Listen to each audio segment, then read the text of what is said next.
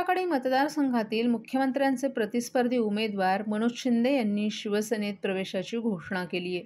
मुख्यमंत्र्यांच्या पत्नी लता शिंदे यांच्या उपस्थितीत आज मनोज शिंदे यांनी घोषणा केल्यानं हा निर्णय चर्चेचा विषय ठरलाय।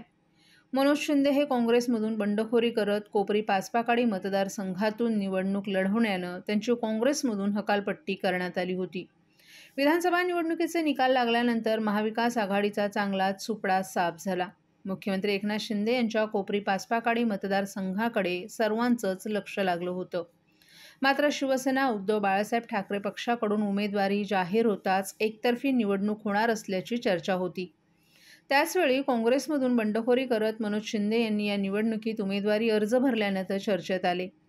उद्धव बाळासाहेब ठाकरे पक्षाचे उमेदवार असताना काँग्रेसचे मनोज शिंदे यांनी निवडणुकीत सहभाग घेतल्यानं त्यांची काँग्रेसमधून हकालपट्टी करण्यात आली होती। दरम्यान निवडणुकीचा निकाल लागताच मनोज शिंदे यांनी एकनाथ शिंदे यांच्या शिवसेनेत प्रवेशाची घोषणा केली। लवकरच महायुतीचा शपथविधी सोहळा पार पडल्यानंतर एकनाथ शिंदे यांच्या हस्ते प्रवेश करणार असल्याचंही मनोज शिंदे यांनी सांगितलं।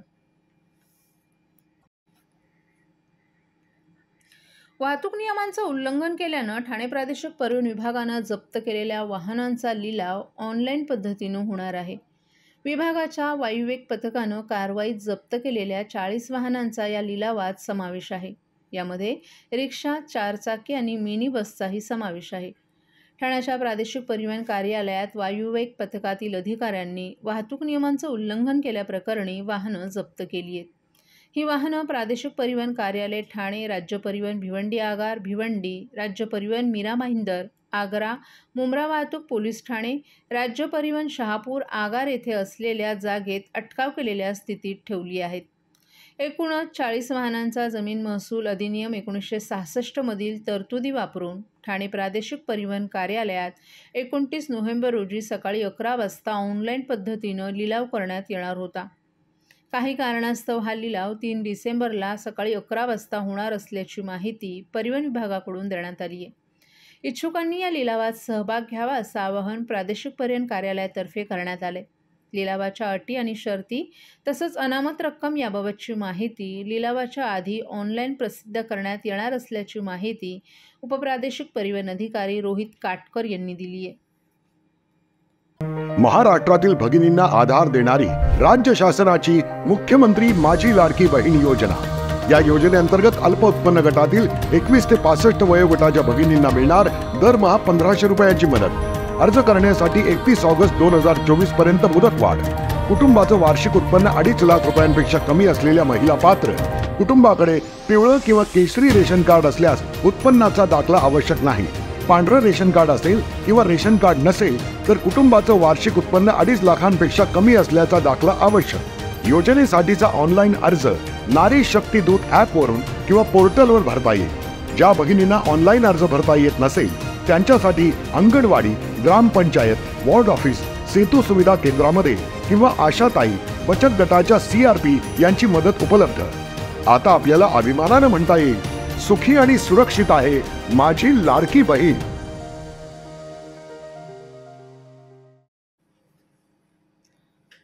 शिर्डी साई मंदिर क्षेत्र आणि पालखी मार्ग हरित, स्वच्छ आणि प्लास्टिक मुक्त ठेवण्यासाठी पारसिक हिल्स प्लांटेशन ग्रुप आणि श्री साई श्रद्धा सेवा मंडळ खारेगाव यांनी रविवारी 24 नोव्हेंबर रोजी एक धाव साईंसाठी ही पारसिक नगर ते शिर्डी रिले रनला प्रारंभ केला। कळवा खारेगाव येथील पारसिक नगर 90 फीट रोड येथून शुभारंभ झालेल्या या मोहिमेचा समारोप 25 नोव्हेंबर रोजी शिर्डी येथील श्री साई मंदिर संस्थान येथे होणार आहे। या उपक्रमाचं हे दुसरं वर्ष असून समाजसेवक विनोद लासे यांनी याकरिता अमूल्य योगदान दिले। स्वच्छता म्हणजे भक्ती, स्वच्छ मन आणि स्वच्छ कर्म हीच साईंची सेवा हे ब्रीद वाक्य अंगीकारून शिर्डी साई मंदिर क्षेत्र आणि पालखी मार्ग हरित, स्वच्छ आणि प्लास्टिक मुक्त ठेवण्यासाठी तसंच त्याची जनजागृती आणि प्रचार करण्यासाठी पारसिक हिल्स प्लांटेशन ग्रुप आणि श्री साई श्रद्धा सेवा मंडळ खारेगाव यांनी एक धाव साईंसाठी ही मोहीम गेल्या वर्षीपासून प्रारंभ केली। यंदाही रविवारी या मोहिमेवर साई भक्त निघालेत। पारसिक नगर ते शिर्डी हे अंतर 220 किलोमीटरचं असून तसंच 14 किलोमीटर शिर्डी परिक्रमा असे एकूण 234 किलोमीटरचं अंतर साई भक्त पार करणार आहेत। या मोहिमेदरम्यान 10 मुख्य धावपटू साखळी पद्धतीनं प्रत्येकी 5 किलोमीटर अंतराचे सलग सुमारे 30 तासांमध्ये यशस्वीरित्या फेऱ्या पूर्ण करतील. त्यांच्यासोबत सायकलस्वार देखील सहकार्याला असणार असल्याची माहिती समाजसेवक विनोद लासे यांनी दिली आहे. मुंब्रा बायपासवर एका कंटेनरचा तोल जाऊन तो डिवायडरवर उलटल्याची घटना आज घडली आहे. सुदैवानं या अपघातात कोणतीही जीवितहानी झाली नाही, तसंच कोणालाही दुखापतही झाली नाही. हा अपघात काल सकाळी झालाय, जेव्हा कंटेनर चालकाचा वाहनावरील ताबा सुटला. डिवायडरवर उलटलेल्या या कंटेनरमुळे वाहतूक काही काळ विस्कळीत झाली होती. मात्र पोलीस आणि स्थानिक प्रशासनानं त्वरित घटनास्थळी पोहोचून वाहतूक सुरळीत करण्याची व्यवस्था केली.